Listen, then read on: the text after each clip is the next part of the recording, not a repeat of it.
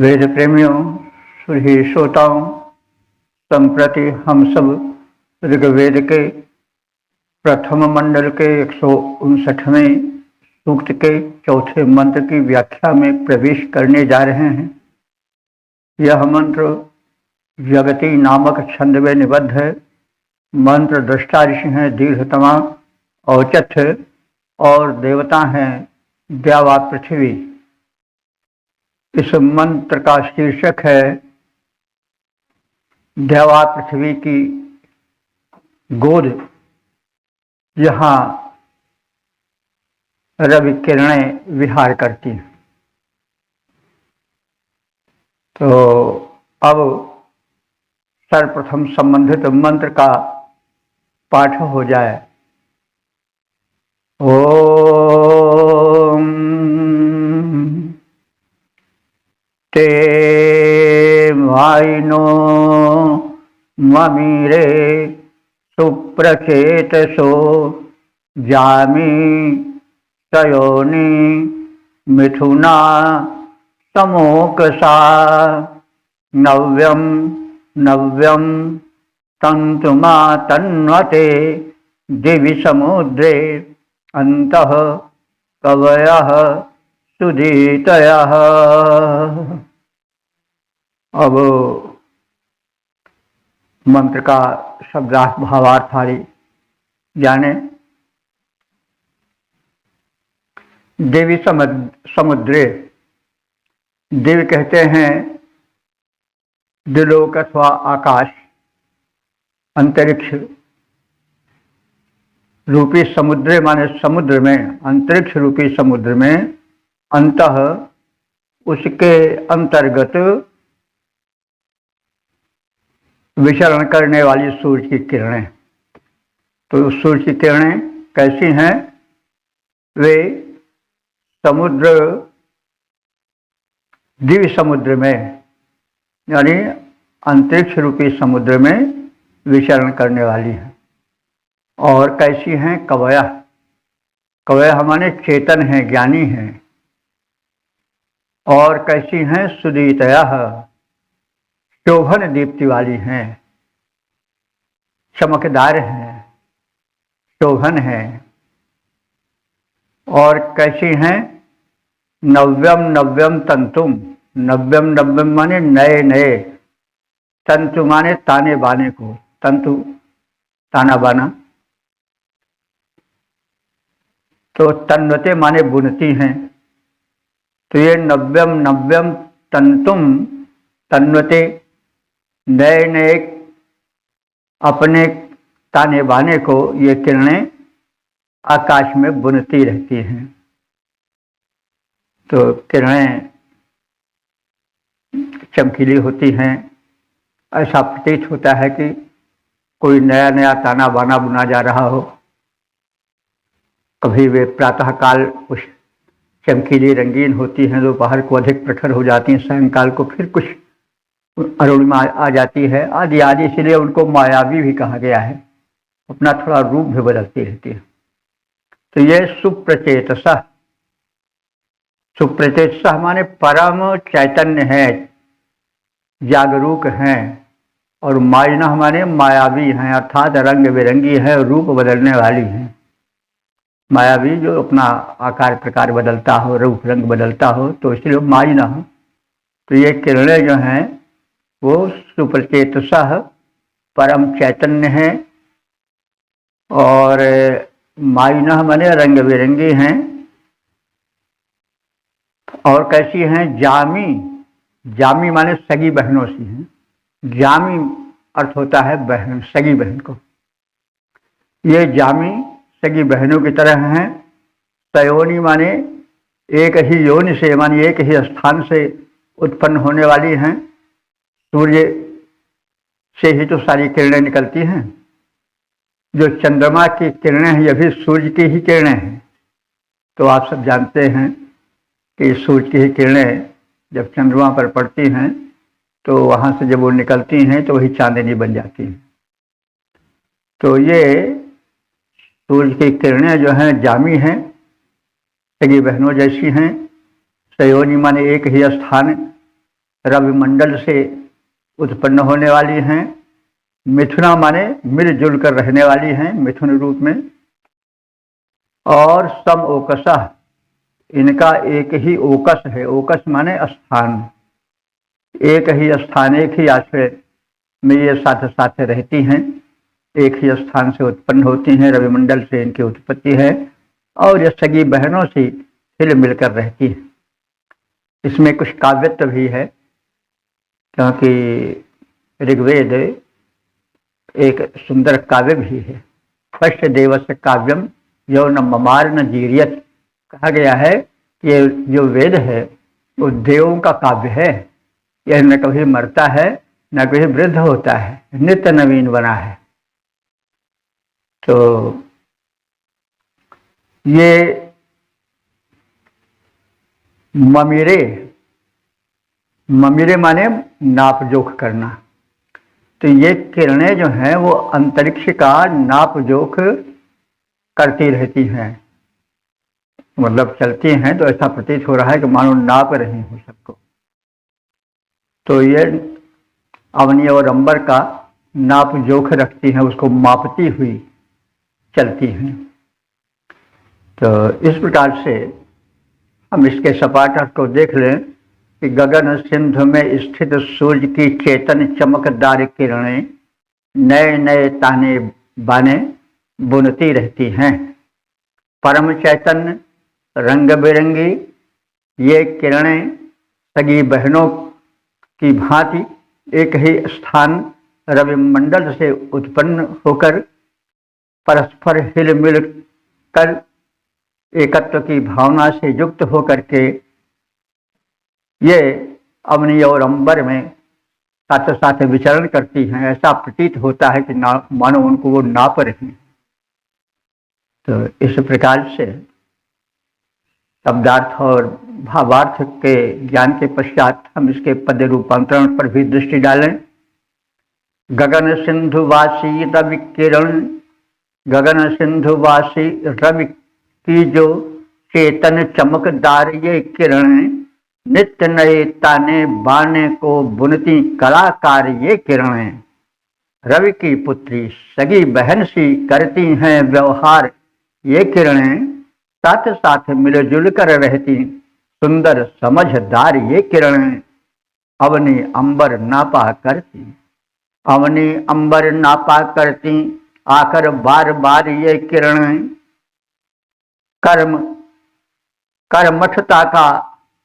कर्मठता सहयोग भाव का करती हैं प्रचार ये किरणें। कर्मठता सहयोग भाव का करती हैं प्रचार ये किरणें साथ साथ रहती हैं, साथ साथ आती हैं जाती हैं, इस सहयोग का पाठ पढ़ाती हैं। तो इससे सहयोग की शिक्षा और विस्तार की शिक्षा और प्रकाश फैलाने की शिक्षा प्राणियों को मिलती है।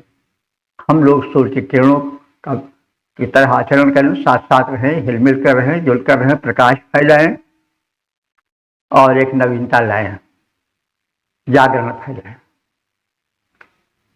ओम वेद प्रेमियों, सुधी श्रोताओं, संप्रति हम सब ऋग्वेद के प्रथम मंडल के 159वें सूक्त के 5वें मंत्र की व्याख्या में प्रवेश करने जा रहे हैं। यह मंत्र जगती नामक छंद में निबद्ध है।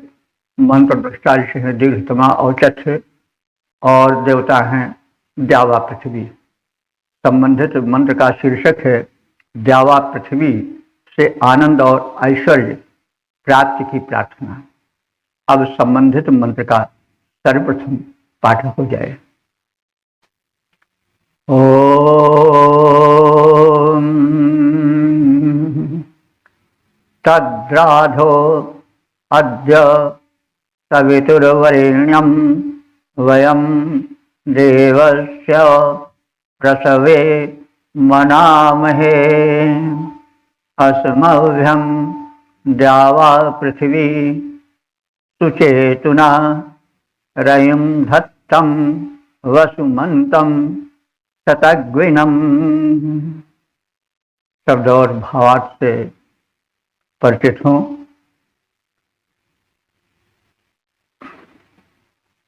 तो वयम माने हम सब उपासक, देवा पृथ्वी के भक्त, अद्य माने आज, प्रसवे, प्रसव माने प्रसव करें, उत्पन्न करें। क्या उत्पन्न करें? उत्तम कर्म करें। और सवितुः देवस्य, सविता सूर्य के प्रारंभिक प्रेरक जागरणशील रूप को कहते हैं, जो प्रथम अंतरिक्ष से अरुणवर्णी गोले के रूप में बाल सूर्य के रूप में दिखाई पड़ता है, वो सविता है। सविता की बड़ी महत्ता है। गायत्री मंत्र सविता देवता को ही लक्षित करके कहा गया है। तो सविता सूर्य का ही उदयकालीन बाल रूप है। यह जगत का प्रसविता, उत्पन्न करने वाला और प्रेरक रूप माना गया है। हम सब जानते हैं कि सूर्य ही पर धरती का जीवन आधारित है। सूर्य के विविध नाम हैं और उनसे संबोधन किया जाता है। एक वस्तु के अनेक रूप होते हैं, अनेक नाम होते हैं। व्यक्ति ही है, वही व्यक्ति कहीं पुत्र है, कहीं पिता है, कहीं पति है, कहीं स्वामी है, कहीं सेवक है, तो उसको भिन्न भिन्न नामों से लोग अपने अपने हिसाब से पुकारते हैं। वैसे देव भी हैं, उनके भिन्न भिन्न गुण हैं, भिन्न भिन्न स्थान हैं, भिन्न भिन्न रूप हैं, उनके हिसाब से उनको जाना जाता है। तो वैसे आदित्य सूर्य जो हैं, उन्हीं के भिन्न भिन्न रूप हैं ये सब। तो वयम अद्य, हम सब उपासक आज प्रसवे उत्तम कर्म करने के लिए समुद्यत हों। और एक तदर्थ सवितुः देव से, सूर्य देवता के, तत्वरेण्यम, तत् माने उस, वरेण्यम माने स्वीकार करने योग्य, राधा ऐश्वर्य को मनामहे माने मांगे, याचना करें। हम सूर्य देवता से उत्तम कर्म करने की प्रेरणा लें और उनसे उत्तम धन धान्य को प्राप्त करने की कामना करें, याचना करें। द्यावा पृथ्वी देवता हैं उपास्य इस सूक्त के। तो द्यावा पृथ्वी माने अंबर और अवनी हमें सुचेतना माने उत्तम चेतना से युक्त करें। असमभ्यम हम सब के लिए, वसुमंतम, वसुमंतम माने धन युक्त। वसु माने प्राय दो अर्थ प्रचलित है वसु का। वसु माने धन ऐश्वर्य भी होता है और वसु माने निवास स्थान। तो दोनों अर्थ यहाँ पर लग सकता है। तो वे अवनी और अंबर, वे जावा और पृथ्वी जो मतलब देवता हैं, वे हमको वसुमान करें यानी धनवान करें और सुंदर आवास वाला करें, यानी हम सुंदर आवास आश्रय स्थान को पावें और धन धान्य से युक्त हों। और साथ साथ शतक विनम, शतक गो माने 100 गायों वाला हमको करें। तो 100 जो है वो अनंतता का प्रतीक होता है। कोई गिनी संख्या नहीं है कि 100 से कहीं 101 ना हो जाए, 99 न हो जाए, इस तरह से नहीं। सैकड़ों का मतलब हुआ अनंतता का द्योतक होता है ये। तो हमको सैकड़ों गायों यानी पशु गोधन आदि से युक्त करें। और हम रयम धत्ते, रय कहते हैं धन को, हम भिन्न भिन्न कोटियों के धन को, धत्ते माने धारण करें, और वे हमको उसको धारण करने की क्षमताएं दें और हमें कथित ऐश्वर्य प्रदान करें। तो इस प्रकार से अर्थ को देख लें एक बार सपाट रूप में। हम में आज उत्तम कर्म करने की प्रेरणा जगे। ये द्यावा पृथ्वी उभय देव हमें उत्तम कर्म करने के लिए प्रेरित करें। इसलिए प्रेरक सविता देवता से हम श्रेष्ठ ऐश्वर्य की याचना करते हैं। जब ऐश्वर्य रहेगा तभी तो हम किसी ऊंचे काम को करने में समर्थ होंगे। जब हम स्वयं ही ऐश्वर्यहीन होंगे, धनहीन होंगे, निरुपाय होंगे, लाचार होंगे, तो हम क्या कर पाएंगे। तो इसलिए हमें इस कार्य में सविता देवता भी प्रेरित करें और देवा पृथ्वी के साथ साथ वे भी हमें श्रेष्ठ ऐश्वर्य प्रदान करें जिसकी हम याचना करते हैं। ये देवा पृथ्वी, अंबर और अवनि हमें उत्तम आवास दें, उच्च कोटि के ऐश्वर्यों से संयुक्त करें, धन धान्य से परिपूर्ण करें, गोधन और पशुधन से हमें संपन्न बनाएं तथा जो अन्य प्रकार के ऐश्वर्य हैं उन्हें भी वे हमें प्रदान करें। तो इस प्रकार से शब्दार्थ और भावार्थ के परिचय के पश्चात हम इसके पद रूपांतरण पर भी ध्यान दें। उत्तम कर्म है तो हम आगे बढ़कर आए, उत्तम कर्म हेतु हम आगे बढ़कर आए, प्रेरक सविता हम सब में प्रेरणा जगाएं। शुभ कर्मों में धन की आवश्यकता होती है, शुभ कर्मों में धन की आवश्यकता होती है, अस्तु देव सविता हमको संपन्न बनाए। अवनि, अंबर, रोदसी या ये जो देवा पृथ्वी हैं, तो ये अवनि, अंबर, धन, गोधन उत्तम निवास दें, अवनि, अंबर, धन, गोधन उत्तम निवास दें ऐश्वर्य अनेक हमें खुशहाल कराएं, दें ऐश्वर्य अनंत हमें खुशहाल कराएं। उत्तम कर्म हेतु हम आगे बढ़कर आए, प्रेरक सविता हम सब में प्रेरणा जगाएं। इस प्रकार से हमने इस सूक्त के अंतिम मंत्र का संक्षिप्त परिचय प्राप्त किया। अब हम आगे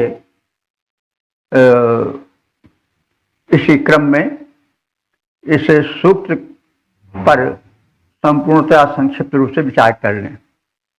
यह सूक्त जिसका हम लोगों ने अभी अध्ययन किया, जाना, परिचय प्राप्त किया, यह ऋग्वेद के प्रथम मंडल का 159वां सूक्त है।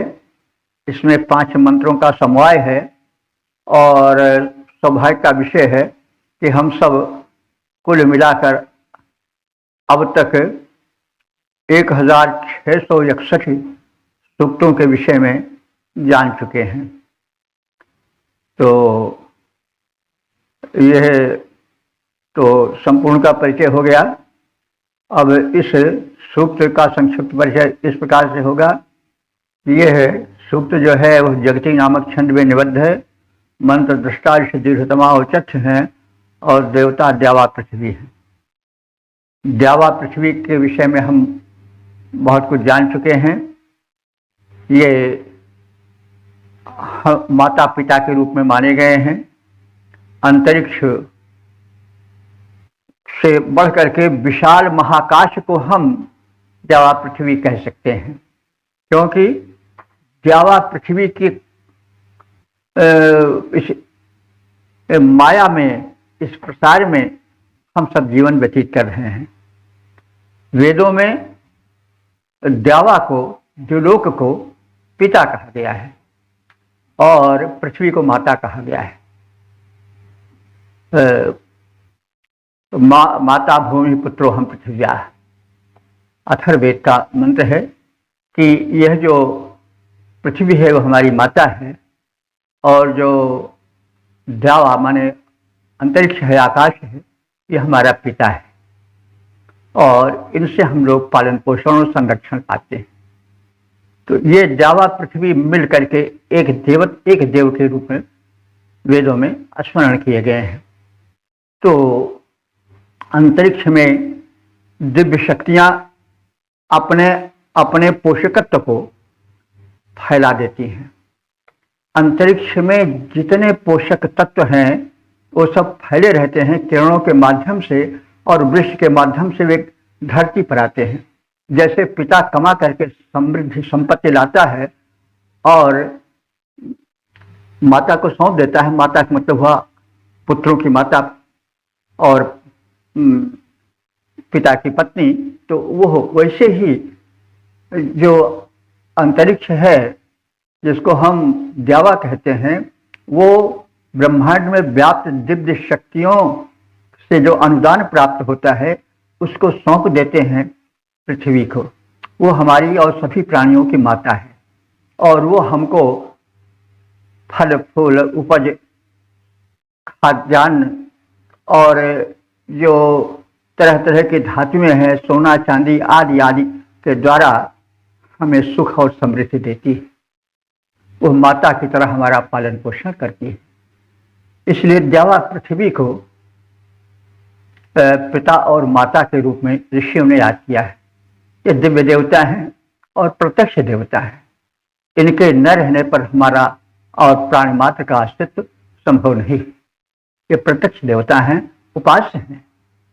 तो इस द्यावा पृथ्वी से जो प्रार्थनाएं की गई हैं वो इस प्रकार से हैं। इस सूक्त के पहले मंत्र में माता पिता स्वरूपा द्यावा और पृथ्वी की वंदना की गई है। दूसरे मंत्र में द्यावा पृथ्वी प्राणी मात्र के पालक पोषक और संरक्षक रूप से संयुक्त हैं। तीसरे मंत्र में द्यावा पृथ्वी की महत्ता का कथन किया गया है। चौथे मंत्र में द्यावा पृथ्वी की गोद में खिलने वाली किरणों का काव्य में वर्णन है। पांचवें मंत्र में द्यावा पृथ्वी से आवास ऐश्वर्य और गोधन प्राप्ति की प्रार्थना है। इस प्रकार से हमने सौभाग्यवश इस सूक्त के विषय में संक्षिप्त परिज्ञान प्राप्त किया। अब हम दूसरे व्याख्याक्रम में ऋग्वेद के प्रथम मंडल के 160वें सूक्त में प्रवेश करेंगे। ओम सर्वे भवन्तु सुखिनः, सर्वे सन्तु निरामयाः, सर्वे भद्राणि पश्यन्तु, मा कश्चित् दुःख भाग् भवेत्। ओम।